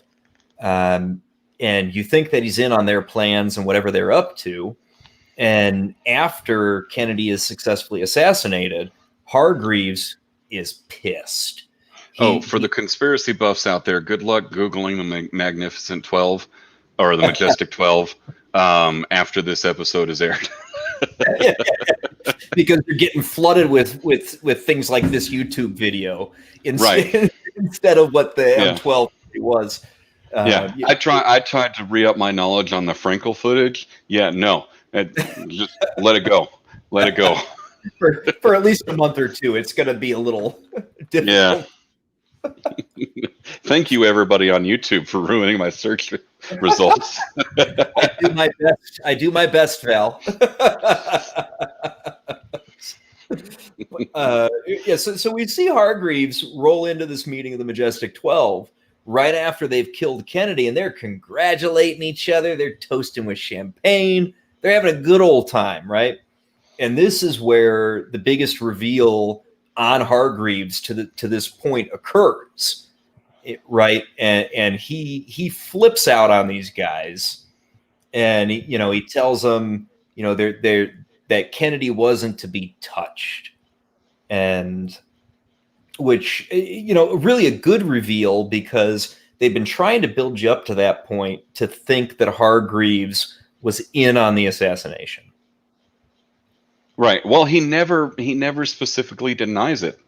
Yes. He was asked pointedly, "Are you in the middle of a nefarious plot to assassinate the president?" And he always says things along the lines of, "What makes you think that? I do nefarious things all the time." Yes. Never confirming nor denying. Yeah. Yeah. And now we know definitively, though, that he had nothing to do with it. Well, he did, but not knowingly. He didn't know that it was actually going to result in the assassination of Kennedy. Right. He just thought he was working on, I don't know, something else. Well, we hear what it is that he cares about and why he's helping the Majestic 12. So we learn that he's been giving them technology. We've seen that he's got blueprints. In 1963, his office has got blueprints of the space shuttle in it. We see lots of other tech and things like that in there when Grace, butts into his office. Right. And then he talks about how, he's been given that tech to the Majestic 12 to help keep him ahead and moving, and, threatens that he's not going to do any of this anymore after they went against his wishes and they killed Kennedy. And that's when you get, that's when we find out this guy's not human. You want to get into that, Val? And not even really humanoid. I mean, you described him as a lizard person at one point in our offline talks, right? Yeah. I was thinking back on that because in my rewatch, I haven't gotten back to that scene yet. Was it more lizard-like, or was it more of an insectoid? I took it to be more amphibian-like, not necessarily lizard-like, because it didn't look like a reptile. Because the skin was just appeared to be too slimy. Yeah, and it was kind of amber colored, wouldn't you say? Yeah, I can try to pull it up. It'll take me a few minutes, but we'll get to that another time. The important thing is he ain't human. He definitely ain't human. He is definitely an alien. And you know what? Now I'm remembering immediately what it reminded me of. Men in Black. You remember the opening scene of Men in Black, okay? Yeah. Where they're doing the illegal immigrant stop. Yes. And they pull the one off to the side, and then the non-MIB guy comes up over the ridge, and he looks down. He sees that it's an alien they're talking to, and the alien turns around and sees him, and he's got these little flappers on the sides of his face. You remember that? Yes, I do. Yeah. That's what it reminded me of. It looked like that from the backside. Yeah. except for it was a different color. Yeah. Okay. I can see that. I can see that. It's but yeah. So Reginald is a straight up non-human, and he proceeds to murder the Majestic 12 when Yes. because they try to blackmail him, and they say, "Oh, you keep giving us tech, and we're going to leave your interests on the far side of the moon alone." Yep. And let's talk about the questions that raises. Most importantly, what the hell is Reginald doing on the dark side of the moon? Right? Which is a terrible way to phrase it, because, I mean, it is the side of the moon that doesn't face Earth. Sure. It's not necessarily the dark side of the moon because it is lit up at times, but we never get to see it lit up because it's always facing away from Earth. But anyway, so something's going on the opposite side of the moon from us that we can't see. And Reginald's in it. He's got something there. We have no idea what it is. Even Luther, who Reginald sent to the moon, has no idea what this is, because that's not where Or even that it exists. or even that it exists. Yes. Yeah, and we know that because Luther could see the Earth. Yes. If he can see the Earth, he's clearly not on the far side of the moon where Hargreaves' other assets are. Or at least they were. They were in 63. I suppose we don't know in 2019. Yeah. There is always the possibility that he got them moved to the other side of the moon, and then it was just a listening outpost for Spaceboy to go hang out on. It's a possibility. It is a possibility. So, I mean, we're at almost a couple of hours here, Val. So we should probably come to a wrap pretty soon. But before we wrap, why don't you give me your top 3 moments from season 2 and your boldest prediction for season 3. Okay, so let's start with the boldest prediction of season 3. Okay. All right.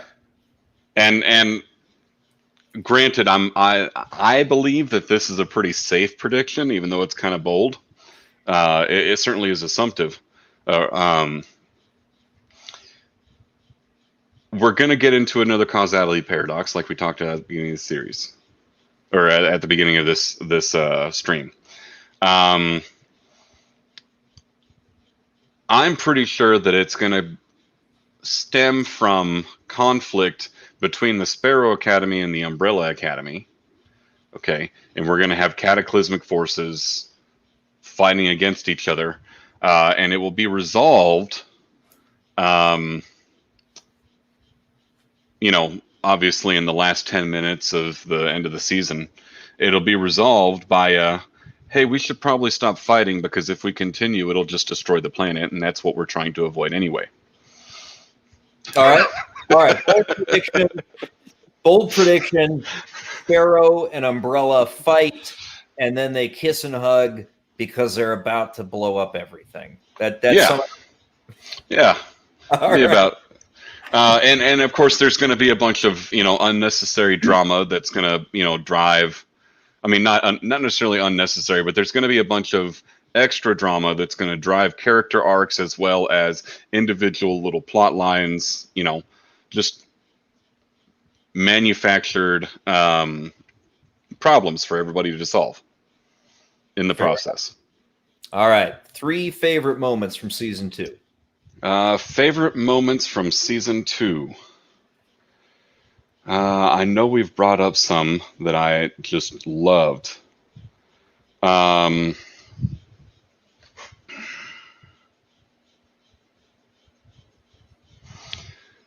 That might be something we have to come back to. All right, fair enough. Give me one. One. It doesn't have to be your favorite moment, but one that you really loved. And it can be, you can rehash something we already said. Yeah, I've got to think, because my mind has been all over the place since we started this thing. We have been back and forth and all over. I'll agree with that. Oh, here we go. The hairdresser dancing scene. The hairdresser dancing scene. The hairdresser dancing scene, absolutely. Because you get to see each of the characters, that's Allison, Vanya, and Klaus, in very, very pure forms, expressing themselves through dance. Again, Yes. and I mean, they're synchronized, but at the same time, they're each their own person and just showing that off so well. You know, Vanya with her tomboyish kind of, you know, a little bit of an outcast, very introverted type of person. Klaus with his drug-addled mind. And then Allison with her, you know, almost stereotypical 1960s housewife. Sure. You know? Yeah. Yeah, no, I'm with you. That was a powerful scene. You know, I think I referred to it earlier as, you know, the girls out having fun together. Yeah. And it, you know, I enjoyed it. It was a great scene. I'm glad you picked that one because it's a good one. And another thing that I absolutely loved about it is it reminded me of in season 1 when they did the same thing with I Think We're Alone Now, where they did the whole mansion cutaway and everybo's dancing in their own room. Yeah. Oh, you know, and it was reminiscent. It was reminiscent of that without copying it. Absolutely. And I thought that was good. Yeah. Oh, something else. I thought of one of the other ones that I was trying to remember. All okay. Right. When Luther and Allison meet for the first time in the 60s. They did such a subtle thing. I mean, it was so subtle. You might have even missed it because I know we haven't talked about this. Okay. When they first see each other and Luther kind of stands up because he's been stuffing his face with barbecue. Okay. And Luther kind of stands up and they see each other and she steps closer to him and it's a shot of both of them and all the extras in the scene are gone. Yes, they used a similar touch in season 1 with the dance, right? Yes, they did. You know, it's just the two of them. Mm-hmm. Yeah, that was it was a blink and you miss it almost, and it conveyed their emotion just as much as their own faces did. Yes, it was a smart editing and directorial decision. Oh, it was genius. I loved it. It was great. Outstanding. So, bold prediction for season 3. Oh boy! Oh boy! Oh boy! So, I'm going to go with something of a bit of a long shot, and I'm going to say that for one reason or another, related to the apocalypse, that Sparrow and Umbrella are going to have to kill Hargreaves. That's my bold prediction for season 3. That is bold. They're going to have it. They're going to have to kill Reginald in order to prevent the apocalypse, because it's going back to the same reasons that 5 kept causing the apocalypse in season 1 and season 2. So he was sort of the initiating factor in each of the previous 2 seasons that we've seen now. But who was behind 5? It was Hargreaves, right? So I think we're going to hit the point in season 3 that to resolve whatever causality paradox we're going to be presented with there, it's going to require taking him out. Yeah, but that would wrap up the entire series. I would be surprised if they go beyond season 3. Now, don't get me wrong. I would love if they did, because I love this show. I want more. Give me more. Give me more right now. Give me season 3 tonight. I will watch it, and we will do a stream just like this tomorrow. Okay. Well, no, I got to work tomorrow. I mean, that's how much I love this show, right? Yeah. You drop season 3 tonight, and I'm watching it. And you know, the last thing I want is for it to end. But you know, you have to make a decision about when the right time to end your project is. And I think that, I mean, obviously we are going to get a season 3. I don't think there's any question about that, but it might be smart of them to close the loop and end it at season 3. And I think a great way to do that, my bold prediction is the death of Reginald Hargreaves again, but at the hands of Sparrow and Umbrella in order to save the world in season 3. That's my guess. But when? It'll have to be at the end, right? It'll be the culmination, and No. I don't mean when in the series. I mean when in the timeline. Oh, good question. I'm not going to go that far.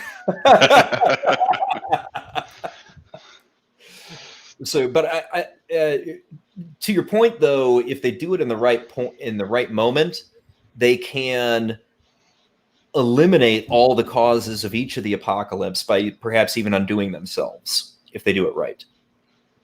And that could be a very bittersweet and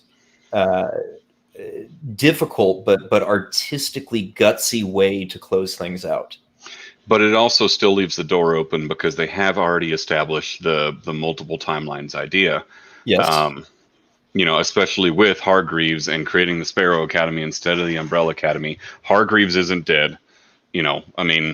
Going back in time and killing Hargreaves at an earlier point in time will just create another offshoot in the timeline. Which appears to be how time travel works in this universe.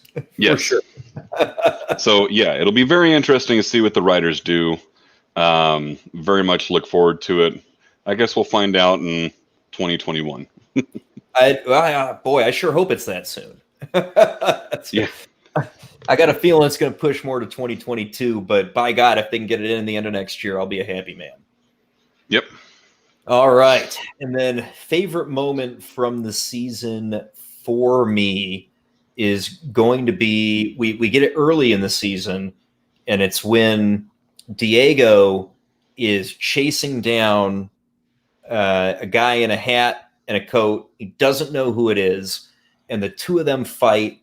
Diego throws his knife at the guy, and you see him, Neo on it, right? And it goes right over him, sails into the post next to him, and it turns out this is Hargreaves, and then he shanks Diego.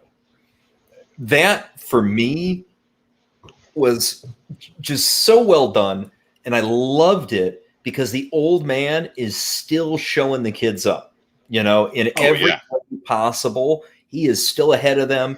He is still better than them in some ways. And he's still got the mouth on them to put them in their place verbally right after putting them in their place physically. Because amateur. Right? Yeah. And that was to me, that was among my absolute favorite seasons or scenes of the season. And just loved the hell out of that. Oh yeah, that was a very good scene. Of course, you can't skip over Five getting scratched by Pogo. Which was in the same scene. Came at the same time. That was very good. And I loved how they gave us the background and the origin of Pogo, how he came to be. That was a good yeah. Definitely. Time. So we really probably should wrap up. We have been going on and on and on for 2 hours now. Yeah, well over 2 hours now. I could talk another 2 hours, but I'll just be completely honest. I got to pee. So, all right. So we'll close it out here. Before we go, Val, do you have anything you want to plug? Your Twitch stream, anything? I haven't really started setting up my identity yet, but if I get featured at a later date, I'll probably have something set up by then. So at the moment, no, but I appreciate the offer. You betcha. And, hey, I'm usually going to be begging for plugs myself. So I figure out, I've learned from people who know what they're doing that you always ask that. So, yeah. Well, excellent. For those of you who've stayed with us, we've varied anywhere between 0 and about 6 people watching at any given time on the stream. For everybody who made it this far, I just want to give you my most heartfelt thank you. Very much appreciate that you listen to what these two guys have to talk about. It's among our favorite shows on TV right now. And clearly it must be yours as well if you've watched all the way through 2 hours and 10 minutes of the stream. And what I would ask you from the bottom of my heart is please like the video, share it with your friends. And if you want to see more content like this, please subscribe to the channel and set your notifications to all. It's the best way for you to see when any new content comes out. Val will continue to be a guest at times on the channel, and I'll be bringing out some season 2 episode by episode reviews to the channel very soon. In the meantime, thank you all, and I hope you have a great day. Have a good one, guys.